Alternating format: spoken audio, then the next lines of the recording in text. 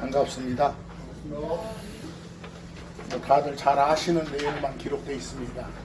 작년에도 재작년에도 반복해서 드렸던 말씀 거의 복습에 가깝습니다. 가급적 세상과 섞이지 않는 쪽으로 말을 전하기 위해서 이 복습을 택했습니다. 그 4페이지 중에서 맨 끝에 4페이지 한번 펴보시죠. 노랗게 된 부분 리뷰라고 돼 있죠? 잘 아시는 겁니다. 이렇게 숨이 끊어져서 이렇게 몸이 누워 있잖아요. 그 누워 있던 몸이 다시 벌떡 일어나는 것. 이걸 가리켜서 성경은 부활이라고 합니다. 부활. 그러죠? 몸이 다시 일어나는 걸 부활 그래. 그런데 거기 마태복음 27장 50에서 53절까지 보면 그 부활이 나와요. 예수님이 부활했단 말도 나오고 성도들이 부활했단 말도 나오고 그래요. 근데 거기에 1, 2, 3, 4 이렇게 번호를 매겨놨잖아요. 1번은 흠정역 성경이에요. 킹제임스 성경. 2번은 근본역 성경이고 3번은 개역 성경이고 1, 2, 3이 여러분이 지금까지 배운 알고 있는 성경 지식은 제껴두고 순수한 우리 한국말 여러분의 독해 실력으로 답을 해주셔야 돼요. 먼저 거기 1번 읽어보시고 다 읽고 나서 성도들의 부활이 먼저인지 그분이라고 표현되는 예수님의 부활이 먼저인지 답을 해주셔야 돼요. 평소 가진 지식과 함께 없이 답하라겠어요? 예수님께서 다시 큰 소리로 외치시고 숨을 거두셨다고 50절이고 51절은 보라 성전의 휘장이 위에서부터 아래까지 둘로 찢어지고 땅이 진동하며 바위들이 터졌다가 51절이에요. 이 50절과 51절은 십자가 사건이 있던 날이에요. 그러니까 그 다음은 그로부터 사흘 후의 일이에요. 52절과 53절은요. 그러니까 나란히 붙어 있어도 상당한 시간차가 발생하죠. 52절 봅니다. 무덤들이 열렸어요. 잠든 성도들의 많은 몸이 일어났어요. 성도들의 부활이죠. 53절 그분의 부활 뒤에 무덤 밖으로 나왔어요. 일어난 성도들의 몸들이 나왔죠.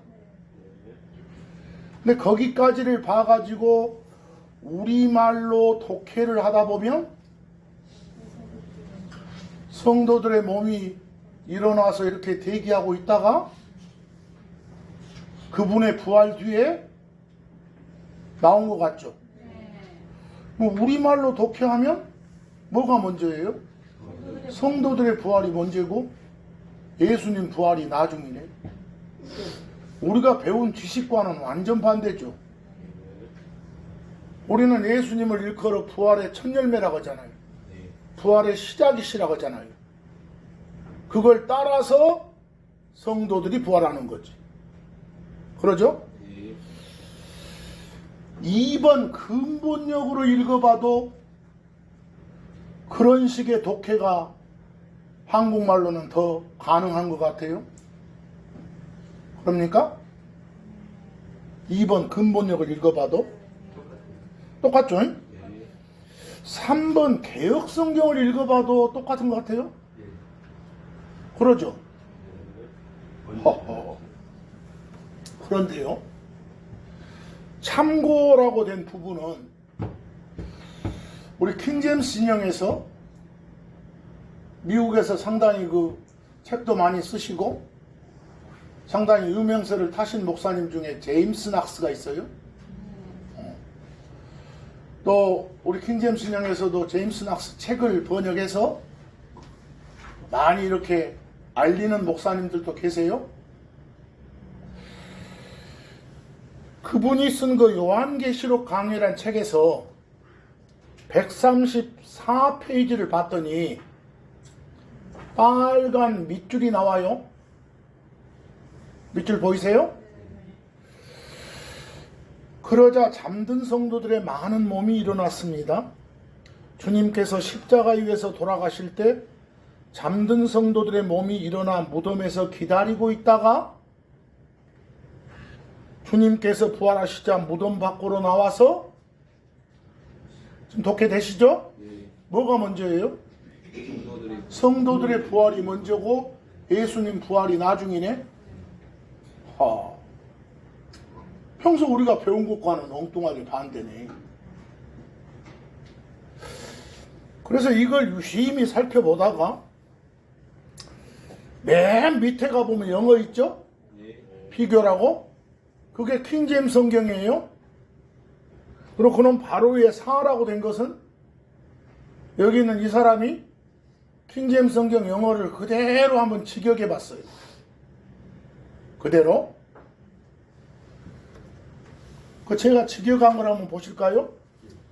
예수님 그분께서 다시 큰 소리로 외치신 후 숨을 거두셨더라.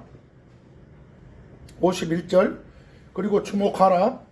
성전의 휘장이 꼭대기에서 밑바닥까지 둘로 찢어졌고 땅이 흔들렸으며 바위들이 깨졌더라. 52절. 그리고 무덤들이 열렸더라. 여기까지 왔죠? 그리고 다음에 이제 새로운 문장이 이어져요. 그리고 잠자던 성도들의 다수의 몸들이 일어나. 뭐가 일어났어요? 몸이 일어났죠?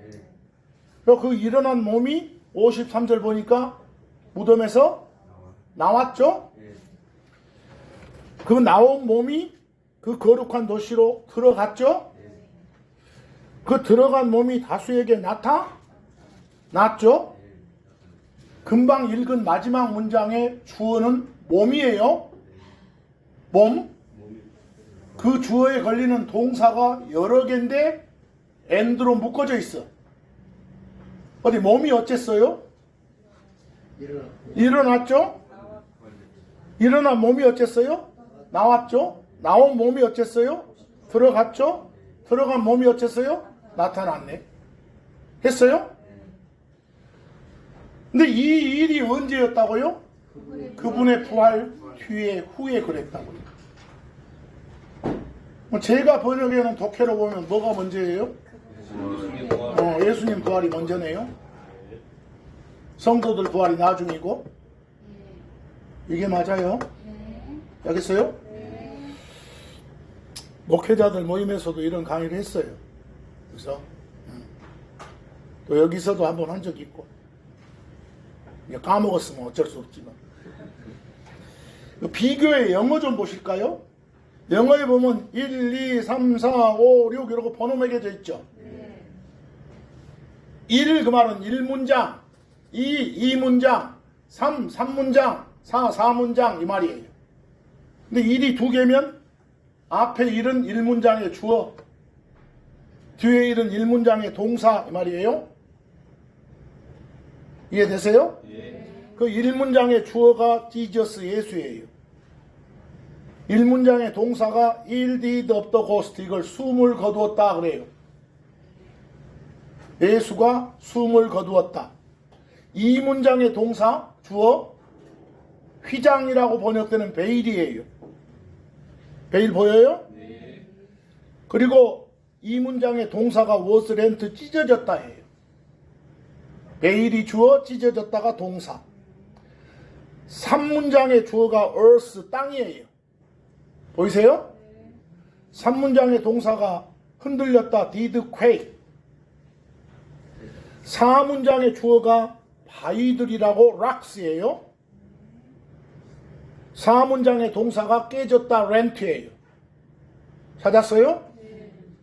이제 5문장의 주어가 무덤이라고 되는 그레이브스예요.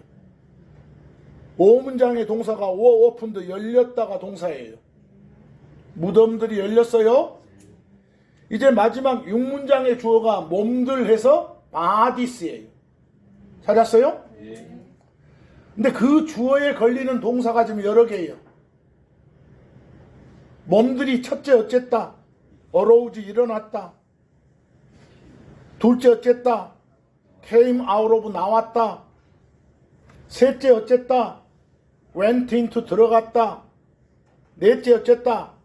appeared 나타났다. 됐어요? 끝 문장 보니까 주어 하나의 덩어리 동사네. 그러죠?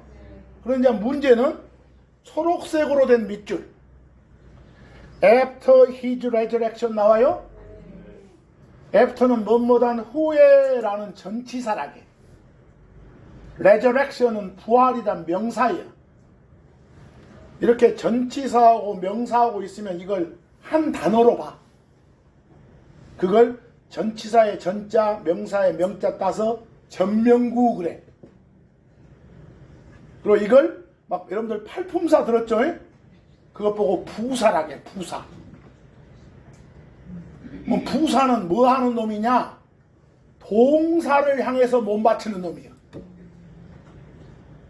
동사를 수식하는 놈. 그럼 거기에 after his resurrection이라는 부사가 하는 일은 뭐다? 그 문장의 동사를 꾸미는 거예요. 알겠죠? 근데 그 문장의 동사가 덩어리였죠. 뭐뭐? 일어났다, 나왔다, 들어갔다, 나타났다. 이걸 꾸며. 언제? 그분의 부활 후에. 됐어요? 그리고 동사 꾸미는 부사는 그냥 아무데나 끼어 들어가도 돼요.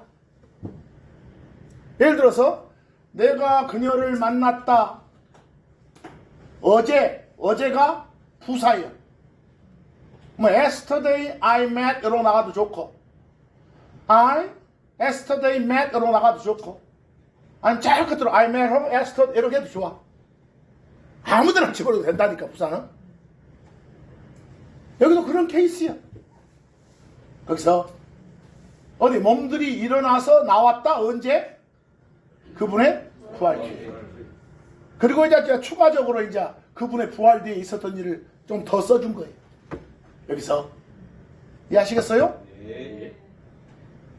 이게 저처럼 그 4번처럼 번역을 하면 좋아. 4번처럼.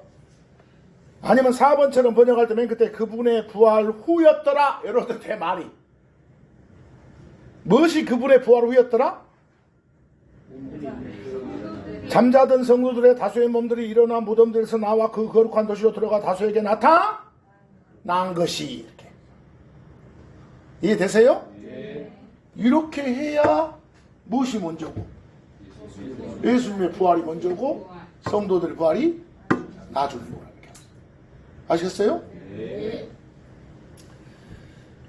그러니까 한국말이 잘못되고 뭐 난리 나겠죠? 네.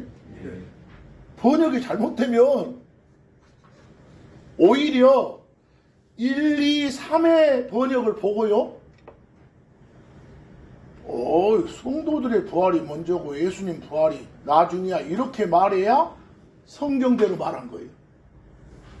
1, 2, 3을 보면 1, 2, 3을 보면서 뭐가 더 먼저라게 버리면 1, 2, 3을 보고도 예수님 부활이 먼저라고 하면 그건 거짓말 치는 거라니까. 이해하겠어? 네. 그러니까 이게 한 군데가 잘못되니까 이거 어려운 영어가 아니에요. 밑에 보면 너무 쉬운 영어예요. 쉬운 영어인데 누군가가 번역을 그렇게 해놓은 게 번역이야. 어쩌고 됐든 간에 설명만 잘하면 된다. 이게 아니에요. 아시겠죠? 네. 물론 저는 이제 영어 가르치는 선생이라 처음에 영어판으로 봐놔서 큰 오해는 없었습니다만은 나중에 이제 한글을 보니까 그 말이 이런 것도 한 적이 있었어.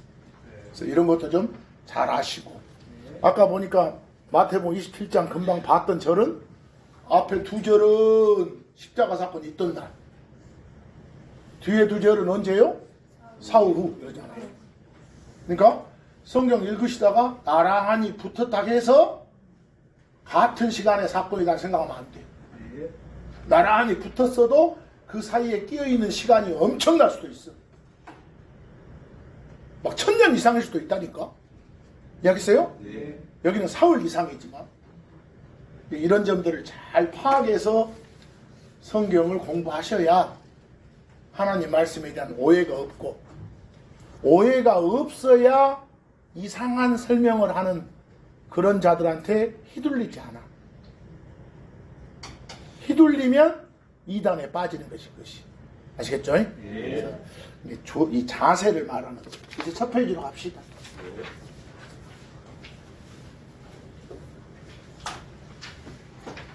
별표에 예수 그랬어. 헬라어로 그리스어로 그렇게 쓰고 이에수스라게 소리를, 영어로는 그렇게 쓰고 지저스라게. 저 중국 사람들은 한자로 그렇게 써.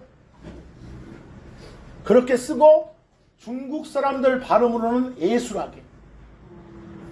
그런데 이 한자를 우리 한국 사람이 배운 한자로 보면 앞에 건 어조사 야자고 뒤에 건 되살아날 소자예요. 우리식으로 읽으면, 우리식으로 읽으면 어떻게 읽어야 돼? 야소 이렇게.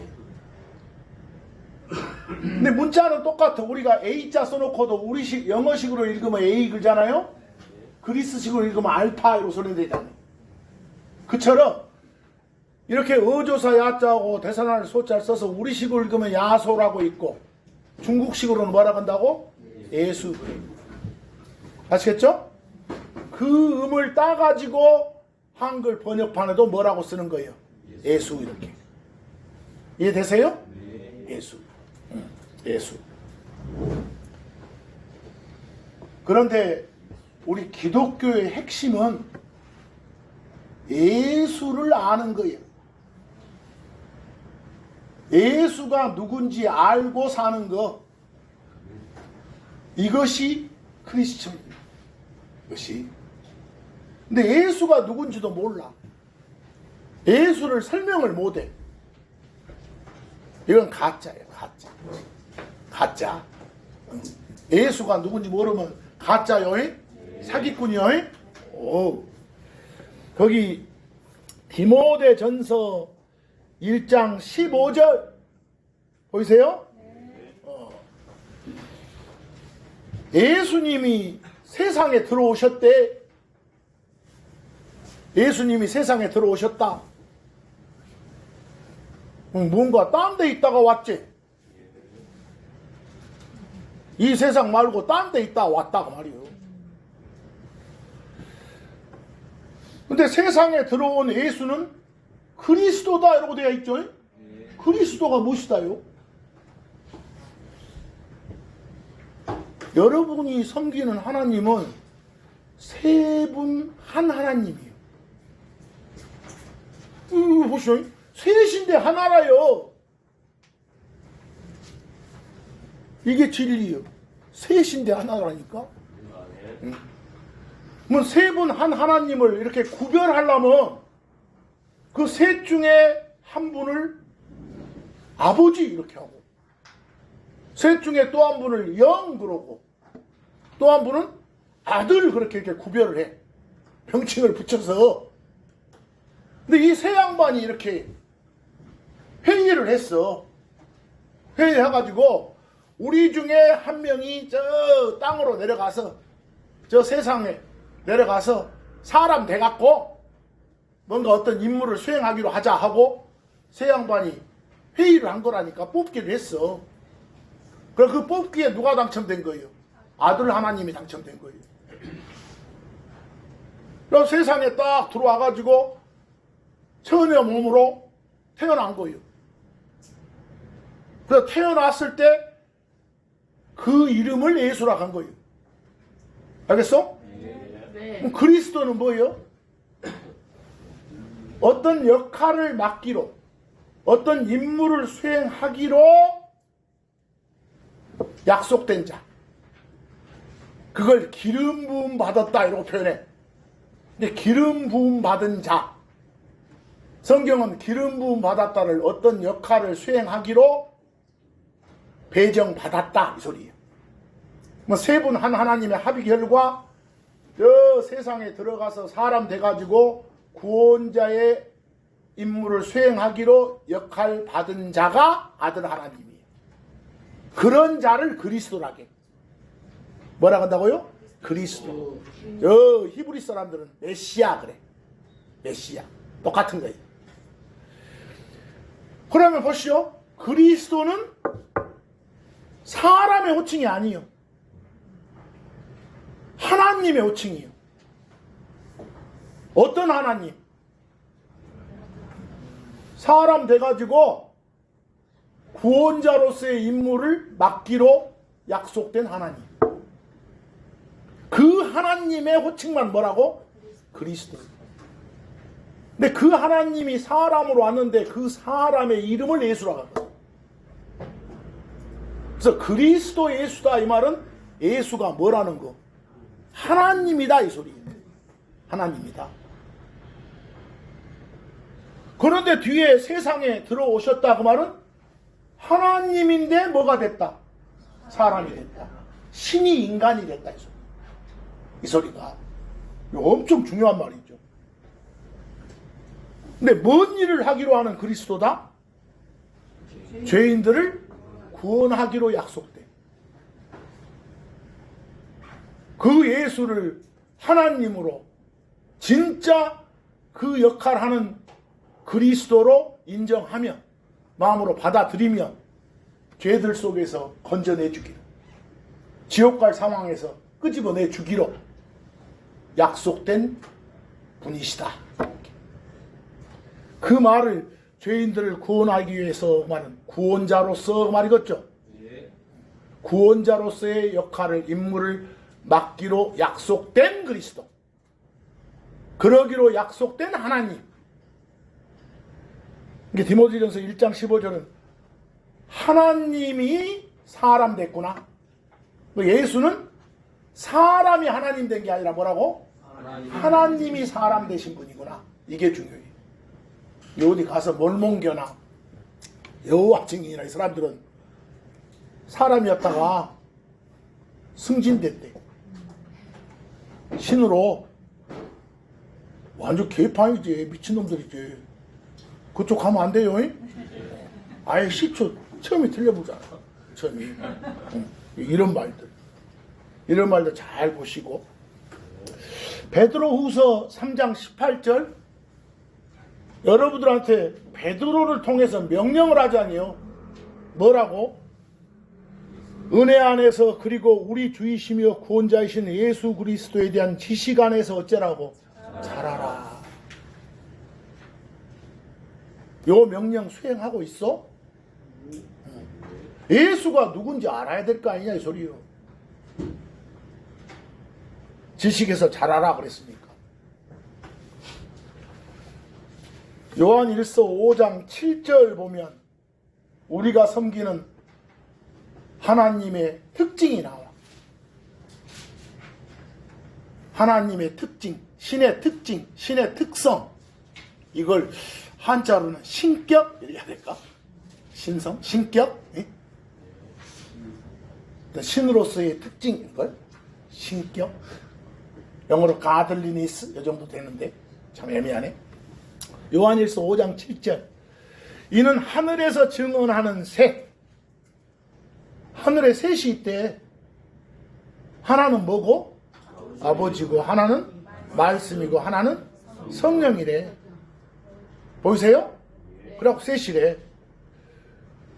근데 문제는 그 다음에 말이지. 이야, 이거 정말 단정을 해버렸죠. 이 셋은 하나이니라. 아니 셋이면 셋이지 셋인데 하나래. 뭐 우리 인간의 이 머리로는 납득하기 힘들잖아요. 예. 근데 하나님이 이렇게 단정적으로 말씀하시니까 아멘 라고 받아들여야 돼. 셋이 뭐라고? 하나라고. 셋이 이해돼요? 나는 처음에 볼 때 셋이면 셋이지 셋이 왜 하나요? 처음에는 언뜻 이렇게 수용이 안 돼. 20몇 년 전에 나 처음 볼 때. 그러다가 이제 나중에 막 혼자 생각하다가 맞아. 1 보태기 1 보태기 1은 3이어도 1 곱하기 1 곱하기 1은 1. 뭐 셋인데 하나 되겠네. 뭐 이런 식이었어. 어렸어. 그래서 나중에는 이제 자동으로 맞아. 하나님이 이렇게 말씀하시니까 참말이에요. 그럼 내가 수용하면 돼. 하고 간 거예요. 그래서 셋이 하나다. 그런데 문제는 그 세 분 각각을 구별하기 위해서 한 분은 아버지, 한 분은 성령 이렇게 해서 이해가 되는데 거기는 아들 대신에 뭐라고 쓰겠어? 말씀이라고 쓰겠어. 뭐 이런 걸로 봐서 우리가 예수님을 신으로서의 호칭할 때 그 호칭이 다양하구나 이렇게 할 수 있어. 아들이라고만 부른 게 아니라 뭐라고도 말씀이라고 부르구나. 진짜로 그런가를 이제 요한복음 1장 1절하고 14절을 보고 알아야 돼. 1절에 뭐라겠어? 처음에 말씀이 계셨다. 근데 그 말씀이 뭐였다? 이걸로 봐서 말씀은 하나님의 호칭이네. 말씀이 하나님이셨다 그랬으니까. 근데 14절 봤더니 이 말씀이라 불리는 이 하나님이 뭐가 됐다고? 인간이 됐다. 사람이 됐다. 이랬네. 보이세요? 그럼 우리 가운데 거하셨다 이랬어. 뭐 신이 사람 된 하나님. 아까 다른 호칭 그리스도 있었죠? 또 사람으로서 호칭 예수도 있었죠? 또 그분을 아까 나눴다 설명할 때 아들이라 불리는 하나님이랬죠? 이 양반이 그 양반이네 이렇게 하겠어요? 결국은 예수님의 호칭이 그리스도도 되고 아들도 되고 말씀도 되구나 이렇게 이해하면 돼. 하겠죠? 적힌 그대로. 디모데전서 3장 16절 미스터리. 그 디모데후서 3장 16절 바로 밑에 별표 미스터리. 웹스터 사전을 보면 미스터리의 뜻이 두 가지가 나와 있어. 하나는 이해가 불가능한 것, 이해를 초월한 것. 우리 인간의 이성으로는 이해가 불가능한 것, 이해를 초월한 것. 그게 영어로 뭐라고? 미스터리. 그런 걸 한국말로는 신비라게 신비. 이해가 불가능한 거. 불가사의 이렇게 불가사의. 가장 좋은 한국말은 불가사의예요. 근데 그 뜻 말고 두 번째 뜻을 봤더니 그 트루스 보여요? 이게 진리란 말이에요. 진리. 참말. religious truth, 어떤 종교에서 쓰는 진리. 근데 그게 보니까 알 수가 있다. 계시를 통해서만. 하나님이 까발려 줘야만 알 수 있는 진리. 이런 뜻도 있어. 뭐세가? 미스터리가. 이게 보시오. 영어에서 쓰는 미스터리는 잘 쓰는 뜻이 두 가지라고. 하나는 뭐? 불가사의. 또 하나는 뭐? 진리. 진리. 참말. 거짓말 아니라 참말. 진리. 진리. 뭐 앞으로 성경 읽다가 뭐가 나오면, 미스터리가 나오면 그 두 가지 중에 첫 번째 뜻 아니에요. 첫 번째 뜻 아니라니까.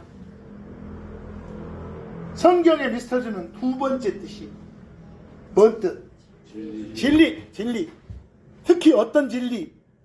하나님이 알려줘서 알게 된 거. 알겠어? 안 알려줬으면 진리인지조차도 모르는 거. 그런 진리. 그럼 보시오. 우리가 섬기는 신은 셋이 하나인 신이야. 근데 그 셋은 하나야. 요런 말들 봐봐. 하나님 그렇게 안 알려줬으면 그거 참말로 받아들여지요? 안 들어주지 않아. 그런 거 보고 뭐라 한다고? 미스터리. 그래, 미스터리. 알겠어요? 그러니까 미스터리를 번역하면서 뭐 신비니 요 따위로 번역하면 안 돼. 알겠어? 뭐 한국말로 영 옮기기 힘들지 않소? 하나님의 계시를 통해서 알게 된 진. 여러분 요만큼 길어져 보잖아. 그럴 때 제일 좋은 방법은 우리가 평소에 쓰는 외래의 음으로 쓰면 돼. 뭐라고? 미스터리 이렇게. 알겠어? 평소에 미스터리란 말 잘 써먹잖아 여러분. 그렇게 쓰시라고. 번역할 때도 그렇게 하라고. 어디는 신비, 어디는 신비의 계시, 여지랄 하지 말고. 그래서요? 어디에 기록되고 써졌다고 인쇄됐다고 다 좋은 거 아니니까. 내가 이거 자주 했던 말 중에 하나가 있어요. 오늘 다 하는 거 아니에요. 조금 더 이제 절반 정도가 졸면 그만해. 그래서요? 이 영어로 inspiration 이런 말 들어봤어요? inspiration. 뭐 그 말 하기 전에 영감이란 말 들어봤어? 영감. 영감 말고 영감은 영감 할멈할 때 영감이고 영감. 영감이 뭐예요? 뭔가를 하게 만들어주는 그 시작이 되고 계기가 되는 기발한 아이디어, 착상, 탁 떠오른 거. 거기서 내가 영감 받아가지고 이 시를 쓴 거야 막 이러잖아. 거기서 영감을 받아서 이 그림을 그린 거야 이렇게 하잖아. 알겠어? 뭔가 일을 시작하게 만들어주는 어떤 아이디어. 그게 뭐라고요? 영감. 그래, 영감. 알겠어요? 근데 그 영감을 영어로 inspiration 그래. 영어로. 근데 거꾸로 말해. inspiration이란 영어는 한국말로는 잘 쓰는 뜻이 여러 가지가 있어. 다시 한번. 영감을 영어로 뭐라 한다고? inspiration. 뭐 영어 inspiration은 영감이란 뜻만 있는 것이 아니란 말이야. 이해하겠어? 영어가 그래서 탈이요. 한 단어의 뜻이 막 여러 가지 있거든. 그래서 아까 미스터리라는 단어 잘 쓰는 뜻 두 가지라겠죠? 그 중에서 성경에서 만났을 때는 진리라겠죠? 그러듯이 인스피레이션이란 영어도 잘 쓰이는 뜻이 여러 개 있는데 그 중 하나가 뭐냐? 어디다가 막 숨을 집어넣어준다는 뜻이 있어. 뭔 뜻? 숨을 집어넣어줘. 아니, 숨을 집어넣어줬으면 그 속에 숨이 들어있다는 말은 그것이 죽어있다, 살아있다. 살아있단 말이지. 죽음이 아니라 생명이란 말이지. 이 말이. 이렇게 숨을 집어넣었다 이런 뜻이 있다니까. 뭐세가? 인스퍼레이션이니까. 한번 물어봐야죠. 인스퍼레이션은 잘 쓰는 뜻이 두 가지네. 하나는 금방 뭐라고?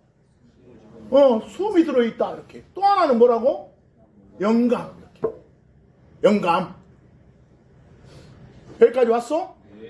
그럼 내가 이제 여러 개 말해. 히브리서 4장 거기 안 나와요.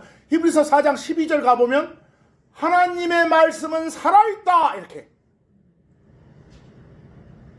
하나님의 말씀이 성경이요. 성경이라고 부른 책 속에 들어있는 단어 하나하나가 다 살아있어. 그 속에 뭐가 들어있어? 숨이 들어있어. 하나님이 그 하나하나에다가 숨을 집어넣었어. 그 말을 살아있다 그래. 그럼 내가 이 말을 외래어 써서 말해볼까? 하나님의 말씀은요, 하나님의 인스퍼레이션을 통해서 주어진 거예요. 내 말이 의미 알겠어? 하나님의 말씀은, 성경에 하나님이 주신 단어 하나하나는 하나님의 인스퍼레이션을 통해서 준 거예요. 그 말을 우리말로 풀면 하나님이 거기 하나하나에다 뭘 넣어서, 숨을 넣어서 준 거예요. 그 말을 달리 표현한 게 살아있는 거예요. 이해하겠어? 그런데 여러분들 디모데서 같은 데 보면 하나님의 모든 말씀은 어쩐다게? 하나님의 영감으로 뭐라고죠? 근데 영어가 인스퍼레이션이요. 근데 인스퍼레이션 나오면 뒤져도 영감 그러고 자빠졌어. 우리가 평소에 말하는 영감은 뭔 뜻인데? 파뜩 떠오르는 생각, 아이디어라니까? 영감이 떠올랐다 이럴 때. 근데 성경에서 나오는 인스퍼레이션은 뭐라고요? 안에 숨이 들어가 있는 거. 이해하겠어요? 그런데 막 성경 신자랍시고 뭐 킹제임 성경 뭐라고 하면 뭐 영감이 들어있다느니 뭐 이중 영감이 번역본에는 영감이 어쩌고 이중 영감이 어쩌고 뭐 이런 말 쓰는데 나는 도대체 뭔 말인지 모르겠어. 같은 한국 사람들 그 말이. 근데 어떤 학자들한테 지금들이 들었던 것 같아. 들어왔던 것 같아. 지금까지 쭉 들어왔으니까 말도 아닌 소리를 말이라고 생각하는 거지. 이해하겠어? 그러지 마라. 그래서 오늘 말한 그 아까 영어 단어 뭐? 미스터리 요거 이해 잘하고. 이해하시겠죠? 네. 갑자기 인스퍼레이션 내가 어제 여기서도 설명한 바 있고 지난주 목요일날 그 서울의 연예인들 모임 가서 또 갑자기 또 누가 그걸 또 물어봐. 그래서 연예인 중에 하나가 텔레비전에서 많이 본 사람 같은데 물어보길래 그 설명을 한글 그대로 지금 다시 하는 거예요 지금. 알겠어? 네. 뭐 디모데전서 3장 16절 이제 이해하겠는가 봐봐. 거기 신격 그 말은 어떤 하나님의 특징 이 말이요. 그걸 영어로 가들리니스. 그 영어 오른쪽 영어 가들리니스 보이죠? 네. 가들리니스에 god가 있는 것은 신의 개념이 들어가야 돼. 그쵸 번역상? 네. 신으로서의 어떤 특징. 그걸 내가 신격 그래 놓은 거예요 지금. 요걸 뭐라고 뭐 요것도 번역본에 보면 뭐라고 돼 있던 거? 경건? 경건이 무엇이요? 아이 솔직히 구강 해봐. 경건. 우리 경건한 마음으로 자세를 경건하게. 중들도 잘 써. 중들도 법당에서 어느 종교나 경계란 말은 잘 써요. 어디 종교 없이 그냥 어디 현충원 가갖고도 경건한 마음으로 묵념하고 이거 말 잘 써. 경건 들었을 때 하나님 생각나요? 중들이 들으면 부처 생각날 것이고 어디 현충원 가면 뭐 순국선열들 생각날 것이고 그래. 하나님과 달리. 그러니까 가드리니스를 경건이라고 물어놓고 또 말같이 막 뭐라고 설교한다고 또. 그럼 난 물어봐. 경건이 무엇이오? 또 설명을 못해. 아니 설명 못할 걸 왜 지 입에다 담고 잡혀냈어? 안 해야지. 그래서 부득이 그냥 여기 뭐 어떤 번역본은 하나님의 성품 이래졌고 하나님의 특징 어떤 신으로서의 특징 신격 이 신격에 대한 미스터리가 하나 있어.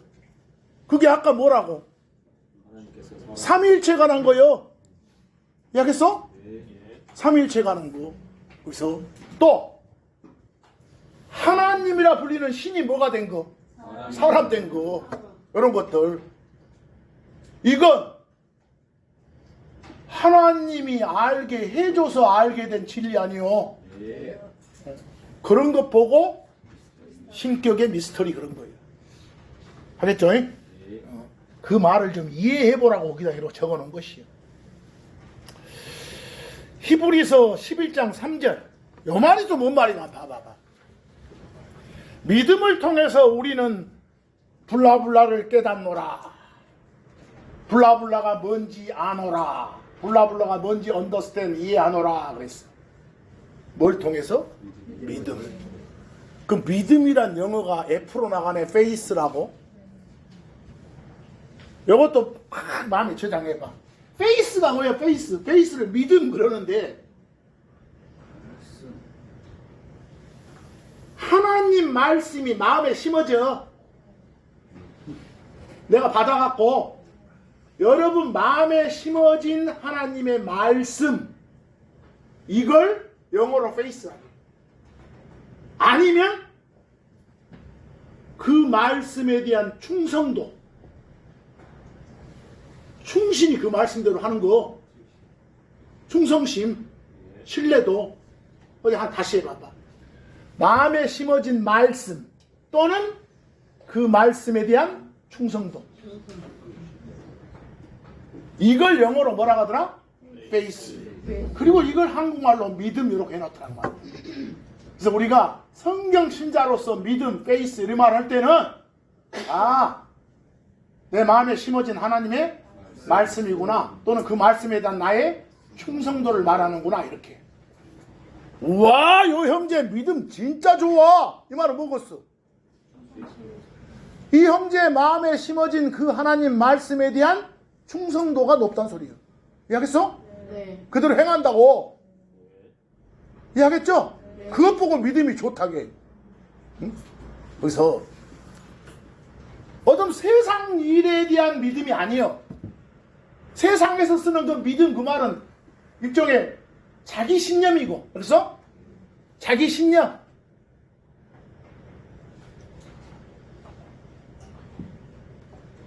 아니, 어떤 사람은 막 지구가 평평하다고 하잖아요. 뭐 그 사람의 신념이에요. 그런 것도 한국말로는 믿음 그단 말이요. 근데 그런 게 성경이 말하는 페이스 믿음은 아니란 말이야. 이해하겠어요? 그러니까 이 믿음이란 말은 뒤지게 잘 쓰는데 이걸 참 말로 정의하기가 굉장히 힘들 수가 있어. 이것 좀 알아도. 자, 우리는 온 세상이 이렇게 하나님에 의해서 만들어졌음을 알아. 이해해. 뭘 통해서? 믿음을 통해서. 이렇게. 만약에 믿음으로 아브라함은 자기 아들 이삭을 바쳤느니라 이런 거 나오잖아요. 그래서 11장 보면 믿음장에서 믿음으로 이렇게. 그 말은 지 마음에 심어진 하나님의 말씀이 컸잖아. 그 말씀에 대한 충성심. 그 충성심으로. 그랬어요? 그 말씀대로. 그래서 얼른 이해가 안 될 때는 페이스 믿음 나오면 말씀이구나. 이렇게 이해하면 독해가 잘 될 거예요. 아시겠죠? 네. 여러분의 기본 바탕을 지금 말하는 거예요. 그리고 나서 이제 마태복음 3장 16, 17절, 그 밑에 요한복음 14장에서 16에서 18절 보면 동시에 요 구절들에 세 분 한 하나님이 설명돼 있어. 세 분 한 하나님이. 우리가 섬기는 신의 특징이, 우리가 섬기는 신격의 미스터리가 기록돼 있어. 쭉 한번 읽어봐봐. 그리고 예수님 그분께서 침례 받으신 후 곧바로 물에서 올라오셨더라. 거기 예수 나오죠? 그런데 보라, 하늘들이 그분께 열렸더라. 예수죠? 그리고 그분께서는 영 하나님이, 체크하세요? 또 한 번 나오죠? 예수는 아들 하나님이고, 근데 영 하나님이 비둘기처럼 내려와 자기에 내려앉는 걸 보셨더라. 비둘기가 내려온 거 아니에요? 비둘기처럼. 그랬어. 이 현장에 비둘기 없습니다. 그리고 보라, 하늘로부터 한 음성이, 하늘로부터의 한 음성, 그 말은 하늘에 누군가 있네? 음성 가진 존재가? 그 음성이 저 올라오는 예수를 보고 이는 내가 매우 기뻐하는 내 사랑하는 뭐이니라? 아들이니라 그랬어. 뭐 여기 보니까 저 하늘로부터 음성을 내는 존재 있죠? 그게 유체 보니까 아버지 하나님이에요. 보여요?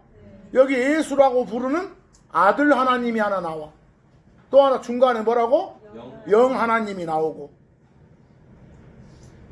바로 세 분 한 하나님이 다 언급되어 있어. 이해하겠어요? 세 분 한 하나님이 다 언급되어 있어.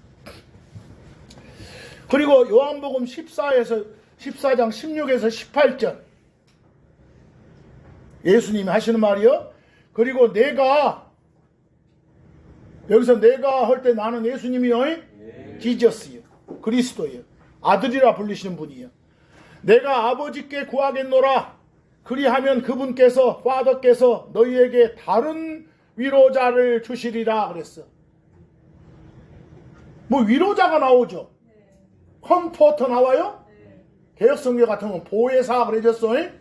똑같은 말이 똑같은 말. 컴포터. 컴포터를 그냥 영어 단어에 그대로 힘을 주면 그 컴포터 할 때 중간에 FYT 나와요? 막 음악 하시는 분들 막 뭐 포르테 이런 말 쓰잖아. 강하게 세다고.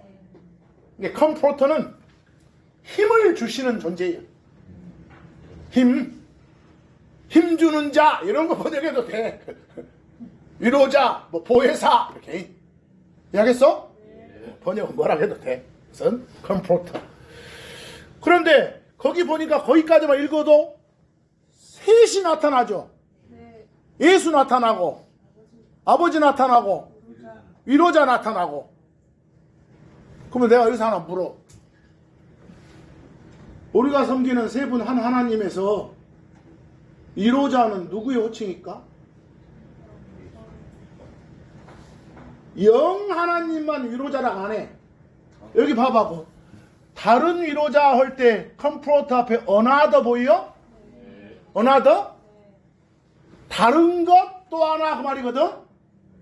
뭐 이거 말고도 있다는 소리야.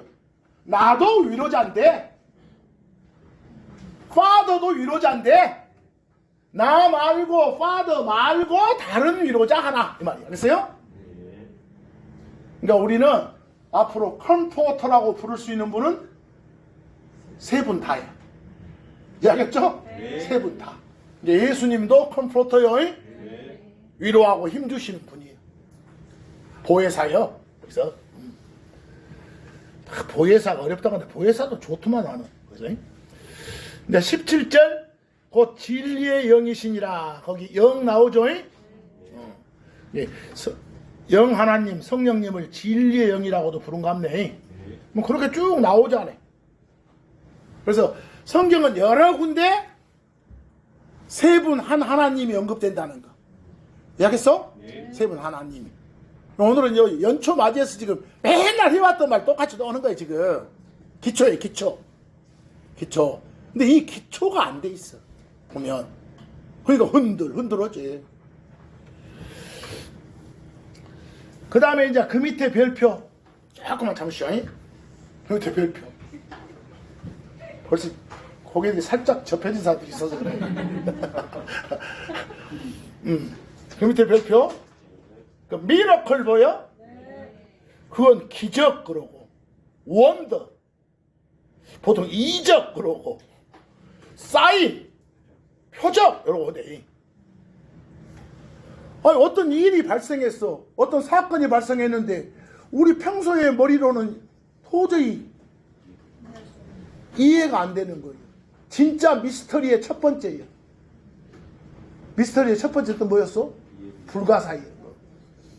여기서 신비스러운 거, 불가사의한 거 이거예요. 근데 그런 일이 일어나 실제로. 그럴 때 그런 일 보고 우리는 기적 같은 일이 이러잖아요. 그걸 기적 그러잖아요. 뭐 기적하고 이적하고 표적은 어떤 말일까? 미치겠더라고 이것도. 또 표적 대신 표징 그런 사람도 있고 증표 그런 사람도 있고 여러 가지가 있더만 번역본 보니까. 여러분들 도저히 우리 인간의 이성적인 요 지식으로는 이해가 안 되는 그런 일이나 사건이 기적이야. 근데 기적이, 누가 갑자기 베드로가 물 위로 걸어가는 거야. 이런 게 기적이라니까? 근데 그런 보고, 우와! 이렇게 입 쫙 벌려. 그렇게 만드는 기적이 이적이요. 그래서, 이상한 기적이요. 그게 원더요. 그리고, 봐라, 이게 인간의 힘으로 되겠냐? 이런 기적이. 이건 내가 이렇게 만든 건 내가 신이니까 이러고 만든 거 아니냐 말이야. 이 기적이 내가 신임을 증명하는 그런 기적이야. 여러 거 말해줄 때 기적을 표적 그러게 돼. 그러세요? 표적. 그래서 앞으로 기적, 이적, 표적은 같은 말이야. 알겠어? 그냥 와하게 만드는 기적이 원더 이적이라고 하고, 어떤 증거 수단이 될 만한 기적이 뭐요? 쌓인 표적이라고 한다. 이러고 생각하면 돼요. 이해되세요? 그런 식으로도 단어를 이해해 보시고. 그럼 보시오. 처녀가 아이를 낳아. 처녀가 애를 배. 근데 실제로 그런 일이 일어났어. 그게 뭐요? 기적이지. 여기서? 그게 기적이요. 근데 그 기적이 그렇게 만든 게 하나님이다, 신이다를 증명해줘. 그럼 그것 보고 뭐라고 하면 되겠어? 표적 이런 거 되는 것이. 여기서? 그럼 보고 우와 어찌 그런 일이 하면 이적이고. 이게 그 말의 표현 차이라는 거. 알겠어요? 네. 처녀가 아이 낳는 건 기적이요, 이적이고 표적이요. 여기서 근데 이사야서 7장 14절에 비교하면 봐봐. 그 카톨릭 번역본 누가 애를 낳아? 젊은 여자가 애를 낳는다가 기적이요? 아니죠. 근데 그런 말 써놓고 막 기적, 이적, 표적이란 말 쓰면 돼, 안 돼? 그거 사기지. 알겠어? 처녀가 애를 낳는다 해야 이것이. 처음에는 말도 안 되는 소리 하지 마라. 뭐 실제로 그랬어. 우와, 그러지. 그게 기적이고 이적이지. 이런 식의 번역이 되면 된다, 안 된다? 안 된다 그 말이요. 그러자 그 페이지 제일 밑에 son 나오요. son. 아들. 여러분들 아들 하면 맨날 우리는 오라버지 우리 아들 할 때 그 아들만 생각하면 안 돼. 아버지 이 말 나와도 맨날 아버지 아들 할 때 그 아버지만 생각하면 안 돼. 이해하겠어? 성경에서 언급된 아버지, 성경에서 언급된 아들은 여러 가지 느낌을 주고 있어. 많이 달라. 거기서 거기 한번 봐봐봐. 오른쪽에 제가 선 옆에다가 그 1페이지 제일 밑에 아들, 아버지, 아들 요 표현 나올 때 그 오른쪽 보면 어떤 아들, 아버지는 아내, 남편의 느낌을 주고 어떤 아들, 아버지는 선생, 학생의 느낌을 준다. 요 말을 적어 놓은 거예요. 여기 봐봐봐. 아내, 남편, 아내.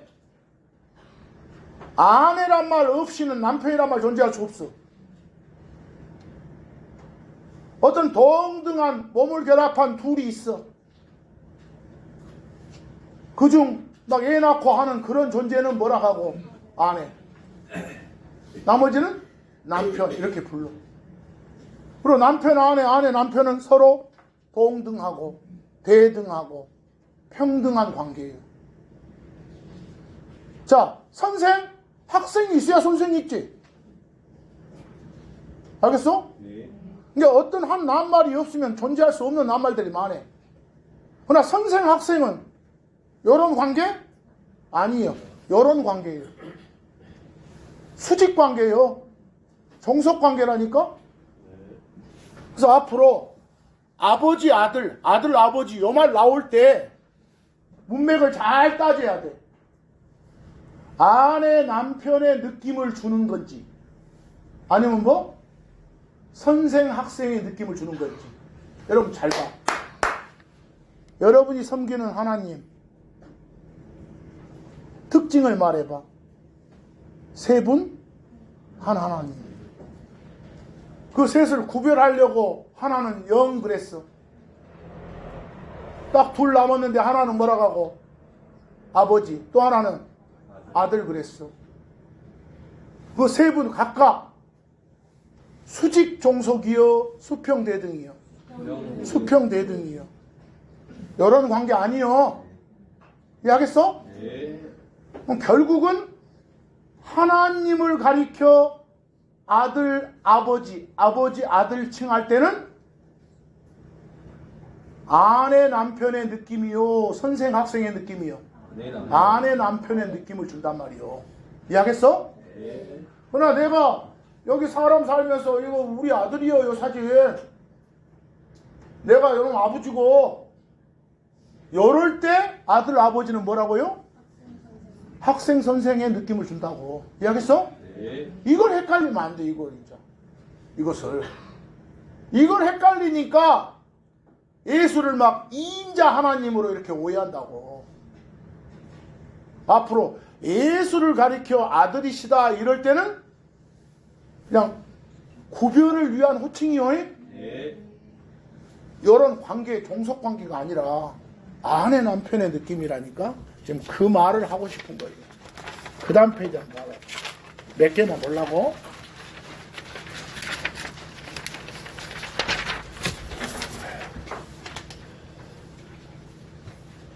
누가복음 1장 31절하고 34에서 35절 보면 거기 둘째 줄에 아들이 나오고 마지막에서 둘째 줄에도 아들이 나와요? 네. 아들 내가 색깔을 좀 달리 해놨어? 네. 느낌이 전혀 달라. 그리고 주목하라, 네가 네 태안에 수태하리라.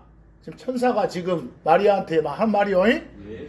그리하여 한 아들을 내어놓으리라. 그의 이름을 예수라 부르리라 이랬죠. 네. 네가 처녀지만 네가 아들 낳는다고 그랬어.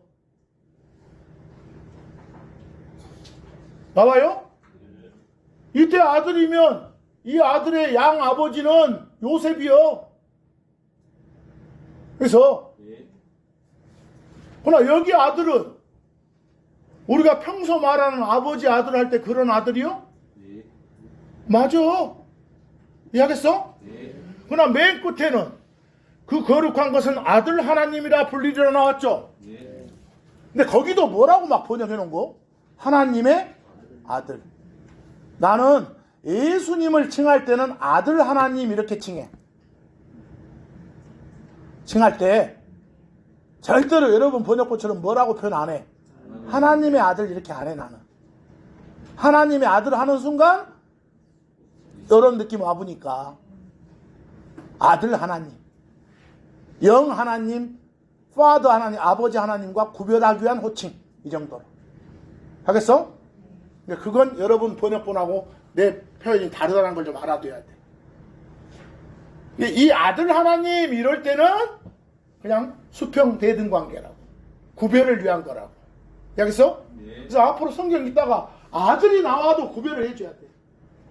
이거 정말 힘들어. 이것이. 그러면 요한일서 3장 2절의 아들은 뭐요? 아버지 아들. 거기 아들은 아내 남편 그런 느낌이요. 학생 선생이요. 학생 선생이요. 알겠어? 학생 선생의 느낌 줄 때는 하나님의 아들을 그러고, 그런 느낌 안 주고 예수님을 칭할 때는 아들 하나님 그래 주시라니까. 알겠어? 한국말은 어쩔 수 없어. 출애굽기 4장 22절 이스라엘 보고 이스라엘은 내 아들이니라 그러지. 이스라엘 사람들은 하나님의 아들이라니까. 이스라엘 보고 내 아들이니라 그랬으니까 하나님의 아들. 뭐 요때 아들은 선생 학생이요, 아내 남편이요. 선생 학생. 요한복음 10장 36절. 막 유대인들이 신상모독한다게. 네가 지금 감히 지금 사람 새끼가 막 이렇게 예수한테. 근데 그 이유가 뭐예요? 예수님이 뭐라고 하니까 신성모독한다고 했어? 자기가 하나님이라고 하니까. 근데 지금 막 그렇게 시비 거는 놈들은 다 저그들이 하나님의 이스라엘도 하나님의 아들이지 않소. 근데 예수도 야 나 하나님의 아들이요 나 유대인이잖아 이러고 말하면 돌 던질 이유가 없잖니. 뭐라고 하니까 돌 던지지? 하나님이라고 하니까. 특히 하나님 중에서 사람으로 파견된 그 하나님 그리스도 아들 말씀 이렇게 말하니까. 이해하겠어요? 예. 근데 그런 자리에다가 아들 하나님 이러고 해야 되는데 뭐라고 해버리면 하나님의 아들 하면 오해한다고. 이해하겠어요? 예. 오해하게 돼 있다고. 다 알아먹으니까 뭐 100년 이상 써왔는데 이 말 하지 마시라고. 한국말로 오해되면 오해되는 거지 뭐. 아까 지질이 마태복음 27장은 왜 바꾸냐고 그러면 한국말 그대로 놔두면 오해한대. 처음에 복습해봤던 거. 그 밑에 요한복음 19장 17절도 봐봐. 19장 7절도. 빌라도 앞에서 지금 유대인들이 고발하는 거예요. 우리에게는 법이 있도다. 우리 법에 따라 저자는 마땅히 죽어야 하는도다. 사형시켜라. 왜 사형시키라게? 지가 자신을 하나님이라고 하니까. 이해하겠어? 예. 하나님의 아들이라고 하니까 아니라 하나님이라고 하니까. 특별히 사람으로 온 그 하나님, 그 하나님의 아들이다니까. 이해하시겠어? 예. 그래서 정말 힘든 것이 아들, 아버지 이거 잘 이해해야 돼. 성경 읽을 때 대충 가지 말고. 그러니까 예수님은 아들 하나님이요, 예. 하나님의 아들이 아니에요. 우리 아버지 하나님 이렇게 쓰지 하나님의 아버지라고 쓰요. 그럼 안 쓰지 않소 그렇게. 에? 예, 영 하나님 이래야지. 하나님의 영. 하나님의 영께서 하면 하나님이 보낸 어떤 놈 요 말 같아. 이해하겠어? 하나님의 영이 아니라 뭐라고? 영 하나님 이렇게 해주시라고. 그래야 오해가 없지. 그래야 여러분들이 다른 사람한테 이렇게 하나님 전하잖아요. 그럼 알아먹어. 근데 엉뚱하게 막 이렇게 말 전하면 저 새끼들은 완전 또라이들이요 이렇게 말해. 속으로는. 제대로 저희들 이해를 못하고 제대로 하셔야 돼. 자, 그 다음 보시죠. 마태복음 16장 16절. 베드로가 예수 앞에 두고 고백하자네. 당신이 그리스도라 불리는 그 하나님 맞소? 당신이 뭐 아들이라 불리는 그 하나님? 맞소이다 라고. 이해하겠어? 예. 아들 하나님 옳소이다 이렇게. 그 아들도 아내 남편의 아들이라니까. 그 밑에 히브리서 5장 8절 한번 봐봐. 히브리서 5장 8절 바로 위에. 조금만 참으시오. 10분만 더 하면 되니까. 히브리서 5장 8절 바로 위에 예수께서는 선이셨다 나와요? 선이 한국말로 아들이요. 그 뒤에 파더께 순종하셨다 나와요? 파더가 아버지요. 근데 중간에 접속사를 한번 바꿔봐. 선이었다. 그래서 파더께 순종했다. 고분고분했다. 이렇게 번역이 되면 수직 느낌이요, 수평 느낌이요? 수직 느낌이잖아요. 하지만 중간 접속사를 그러나로 예수는 선이었다. 하지만 그러나 파더께 순종했다.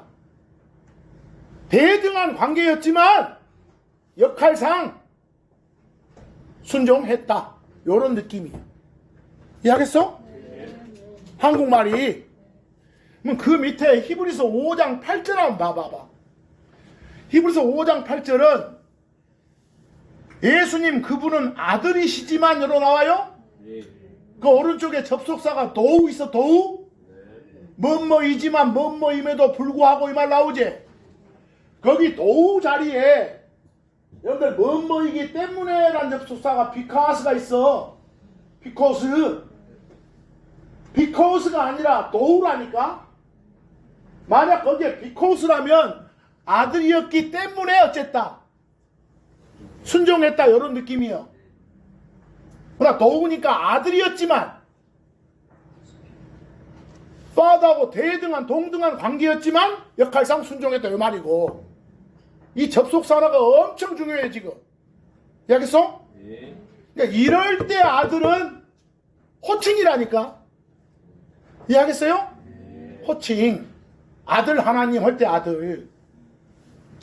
그 밑에 별표 이제 거기만 한두 개만 보고 끝낼랍니다. 거기 father 나와요. father? 네. 아니 son 아들을 잘했으면 father도 잘해야지.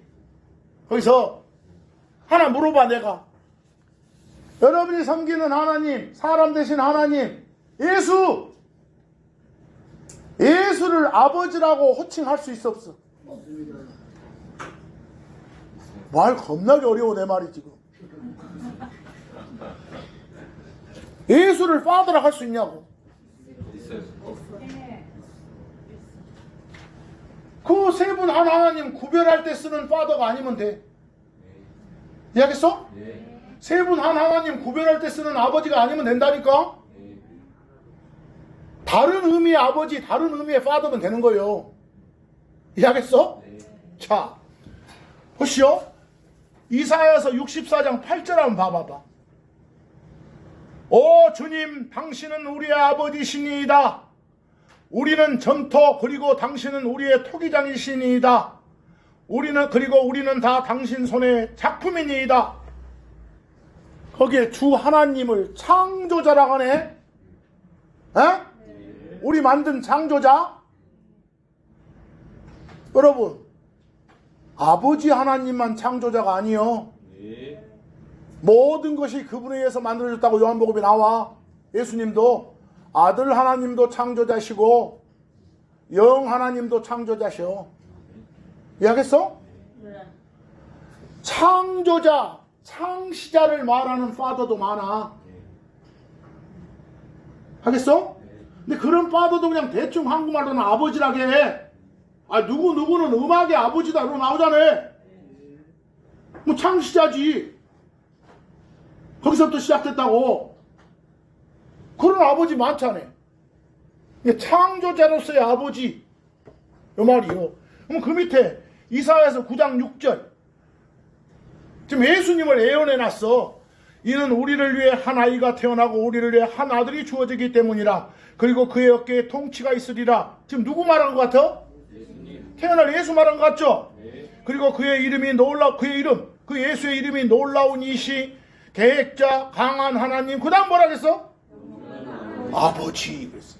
파더라고. 보여? 뭐 예수를 파더라 할 수 있다 없다? 있어. 예수를 아버지라 할 수 있다니까. 어떤 아버지? 창조자로서의 아버지. 이해하겠어요? 네. 그러니까 우리가 입에서 나온다고 막 대충 아들 아버지 쓴 거 아니요. 정신 바짝 차리고 써야 돼. 알겠어요? 네. 그러면 이런 말 있고 이제 이해가 안 되니까 막 개혁성경 가르치는 그 이상한 할아버지 목사들이 어떻게 가르친자요? 예수 아버지 하나님은 아들 하나님은 사실 똑같아. 막, 아버지가 아들 되고 아들이 아버지 되고 막 이런 거예요. 이런데 아버지가 나오니까. 알겠어요? 여기 예수를 말하는 거에 분명하니까. 응?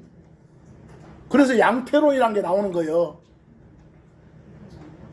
여기서는 이것 됐다가 저기서는 저것 되고 이런 식으로. 설명 안 되면 이제 그러지고. 그 참고의 마지막 하나만. 그 참고 요한복음 1장 3절. 누구 말한 것 같아? 예수님 말한 것 같죠? 네. 예수님이 우리의 father란 걸 알려주죠? 네.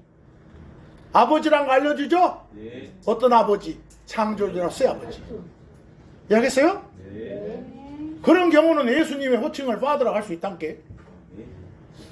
그 다음에 이제 마지막. 여러분이 잘 쓰는 말 뭐 나왔어? 독생자. 독생자가 무엇이요? 이 단어만큼 잘 쓰는 사람들 있어. 한국 사람들. 독생자를 주셨으니 뭐라 했었고, 요한복음 3장 16절도 막 탈탈탈 외웠었고, 외워놓고 그냥 물어봐. 독생자가 무엇이요? 몰라. 독생이 뭐요? 그 자아는 무엇이요? 요 독생자를 네이버 사전 찾아보면 그러고 써졌어. 뭐라고? 하나님 하나님의 외아들. 하나님의 독자래. 하나님의 외아들이야. 사기요? 거짓말이요. 만약에 독생자가 하나님의 아들이라면, 하나님의 외아들이라면,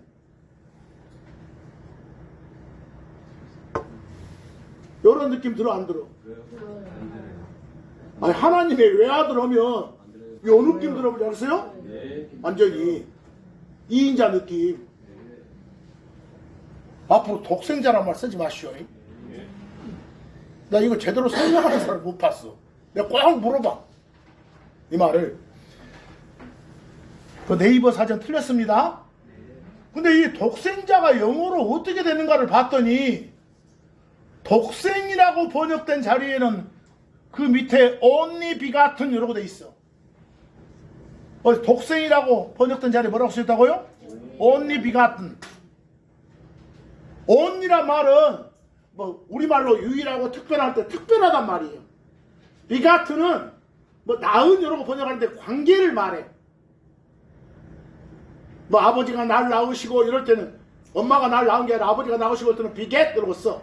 관계를 말하려고. only begotten을 꼭 우리말로 풀어서 말하면, 보시오, 풀어서 말하면 아까 내가 inspiration을 잘 쓰는 뜻 두 가지로 풀면 하나는 길었지. 안에다가 숨을 집어넣은 그런 뜻이 있다 있잖아요. 그걸 탁 꼬집어서 뭐라고 못해. 그래서 only begotten도 관계가 특별하단 말이에요. 다른 어떤 둘에서도 찾아볼 수 없는 그런 관계. 독특한 관계. 매우 특별한 관계. 이걸 말하는 영어가 뭐라고? only begotten이에요. 근데 이거 우리말로 바꾸기가 너무 힘들어. 우리말로 바꾸기가. 근데 거기에 자라고 표현된 자리에는 영어로 son이라고 돼 있어. 아들 자자 써서 뭐라고요? son 이렇게. 그럼 보시오. 앞으로 only begotten son 나오면 son은 아들이라고 합시다. 아니, 지금까지 어디나 다 son은 아들이라고 했다가 여기만 son을 한자로 뭐라게? 자자 쓰면 쓰겠어. 아니, 다른 데는 다 아들 근다니까? 근데 여기만 딱 띄어서 자라 있어. 한자를. 이러지 말라고. 여기도 아들이 되죠. 뭐시오? 아들은 아들인데 어떤 아들? 정말 매우 특별한, 아주 독특한 관계. 다른 어떤 둘에서도 찾아볼 수 없는 그런 특별한 관계. 그런 아들임을 말하는 형용사예요. only begotten이. 알겠어? 그럼 금방 내가 풀어서 말한 그 뜻이 한자로 아무리 봐도 독생은 아니에요. 홀로 독자에다가 날생자? 아마 말이 안 되는 것 같아. 나 이해를 못 하겠어. 그럼 봅시다. 아브라함의 아들 중에 제일 큰 놈이 이스마엘이 있어. 알겠어? 많은 세월이 지나가지고 난 아들이 이삭이 있어. 근데 이삭은 아주 특별한 아들이요. 매우 독특한 아들이요. 왜? 사라가 낳을 수 없는 할머니일 때 낳게 준 것이거든. 그럼 이삭을 아브라함의 매우 특별한 아들이다 해서 아브라함의 son 할 수 있겠죠? 네. 근데 son 앞에다가 정말 못날 놈을 낳게 한 그런 아들, 이 느낌을 주기 위해서 only begotten을 넣어줘. 알겠어? 그럴 때 이삭은 아브라함의 only begotten한 아들이다. 이러고 나오면 아들은 아들인데, 그리고 그때 아들은 뭐요? 우리가 평소 말하는 아내 남편 선생 학생 그 느낌이요. 알겠어요? 그런 아들이요. 근데 보시오. 여러분, 예수는 파더 하나님의 아들이다. 이럴 때 아들 나오면 파더 하나님하고 다른 어떤 둘에서도 찾아볼 수 없는 그런 관계이신 분이다 이 말이에요. 이해하겠어? 그럴 때 막 파더의 아들 이런 거 나올 때 하나님을 호칭할 때는 아들이 어떤 느낌이라고? 수평 대등 아내 남편 느낌이라고. 알겠어요? 아내 느낌이라고. 그러면 다른 어느 둘에서도 찾아볼 수 없는 그런 매우 특별한 관계가 아버지 하나님과 아들 하나님이에요. 이해하겠어? 그럴 때 아들 앞에 붙일 수 있는 형용사가 only begatten이에요. 알겠어요? only begotten. 그럼 내가 영어로만 말합니다. 예수는 Father 하나님의 매우 특별한 son이십니다. 그랬어요. 이럴 때 son을 선생 학생의 느낌으로 가지 마시라고. 알겠어요? 세 분 한 하나님 중에서 한 양반은 영이라겠어. 둘이 남지 않소? 둘이 남는데 이런 관계요. 그 중에 하나를 son 하면 또 하나는 뭐라고? father라고. 요 son은 요 father의 son이라고. 요 father는 요 son의 father라고. 알겠어? 우리말로 바꾸면 좀 이상해져서 그래. 그럴 때 사이에다가 특별한 관계란 걸 알려주려고 넣는 영어 수식어가 아까 뭐라고? only begatten이라고. 이해하겠어? 근데 only begatten은 나는 지금까지도 아무리 해도 한국말로 이렇게 착 못 얻었어. 바꿀 수는 없을 것 같아. 지금 내가 한마디로 해줘야 되는데 잘 안 되더라고. 그래서 부득이만 매우 특별한, 매우 독특한 여러 거나 해놨어 내가. 그러게나 나 그 느낌만 가지시라고. 대신 뒤에 써는 자 흘지 말고 정확히 뭐라 해주고 아들 해주고, 그 아들이 평소에 우리가 말하는 그런 아들인지 아니면 그냥 저 하나님께 사용하는 구별할 때 사용하는 그런 호칭의 아들인지 알라고. 이해하겠어요? 이거 좀 독생자란 말은 두고두고 좀 잘 파악해 보시라고. 그 다음 페이지 두 개만 봐. 요한복음 3장 13에서 16절. 16절 한번 봐봐. 하나님께서는 자기가 자기의 only begatten한 아들을 주실 만큼 세상을 사랑하셨노라 나왔죠? 거기 영어로 only begatten한 son 그랬어? 이때 son은 예수님 호칭이요. 파운드하고 수직관계 아니라니까. 그냥 떼려야 뗄 수 없는 그런 특별한 son을 주셨다 이 말이에요. 그 말은 그냥 하나님을 보내셨다 이 말이에요. 가이사. 근데 그 밑에 비교 한번 봐봐. 비교 히브리서 11장 17절에도 둘째 줄 보니까 뭐가 나와? 거기 믿음으로 나가죠. 아까 믿음으로는 뭐라겠어? 마음에 심어진 말씀에 따라 말이요. 그 말씀에 대한 충성심으로 아브라함은 그가 시험 받을 때 이삭을 바쳐 올렸느니라. 자기 아들을 바쳤다고. 어떤 아들이요? 정말 특별한 아들이요. 외아들 아니요. 이런 말고 이스마엘도 있고 이러시니까 그런 어떤 아들인지를 보여주려고 수식어로 뭘 썼다고? only begatten을 썼다고. 이해하겠어요? 근데 거기도 여러분 번역본에는 뭐라고 써놔? 독생자. 아까 예수님도 뭐라고 하고? 독생자. 그 마치 독생자 한 사람들은 어디서는 그냥 하나님의 호칭으로 알아. 예수님 호칭으로. 근데 여기 히브리서 여기 읽을 때는 또 누구도 이삭도 독생자라고 해버리면 이거 뭐 어쩌라고. 그러고 보니까 독자는 아니잖아 외아들은. 그래서 앞으로 정말 이해를 잘해야 될 것이 우리 입에다가 독생자란 말 쓰지 말기로. 알겠어? 오해될 건 안 써야지. 오해될 건.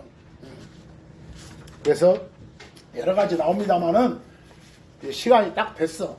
시간이 됐으니까 여기서 끝나버려. 그래서 또 복습이니까 오늘 한 말씀들은 기본만 말한 거요. 이 기본이 무너지지 않소? 보면 정말 이거 아니에요. 예수가 누군지도 어디가 설명 못할 정도면 아무리 뭐 좋은 성경책 봐봐야 필요 없어. 그래서 그리고 아직까지는 한국말로 된 것이 서툰 데가 많아. 그러니까 또 지금까지 써왔던 것이 다 옳은 것도 아니고 그래서 그거 하나하나를 바로 잡는 걸 하나님 주신 복이라고 여기고 그렇게 알고 요 새해 들어서 여러분들 나는 하루에 그래도 성경 3시간 이상은 본다. 아니 그 정도는 못해도 1시간 정도는 본다. 아니 사흘에 한 번? 1시간? 에이 일요일날 교회당 나갔을 때 이런 데 해당되면 좀 안 되겠죠?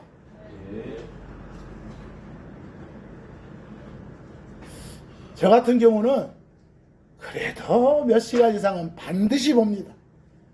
반드시. 뭔가 좀 놓치면 잠 안 자고라도 교회당 나가서 봅니다. 그래서 새해 전에 많은 다짐도 했을 것이고 하는데 세상살이도 세상살이지만 여러분들이 해야 될 일, 진짜 중요한 일은 말씀에 충실하는 겁니다. 이제 좀 보시오, 성경 좀. 근데 여기서 또 이 말 하면 맞아, 여기 가서 봐야겠다. 또 안 되면 안 돼. 진짜 보시오. 하루에 안 되면 10분이라도 좀 보시오. 알겠어요? 어느 한 구절이라도 보면서 이 구절에 이 말이 뭔 말인가 이걸 이해하려고 애쓰면서 보시오. 그냥 대충 읽어서 몇 구절 봅시다 하고 뭔 말인지 모르고도 막 읽어보라. 좋은 말 같은데 이건 필요 없어.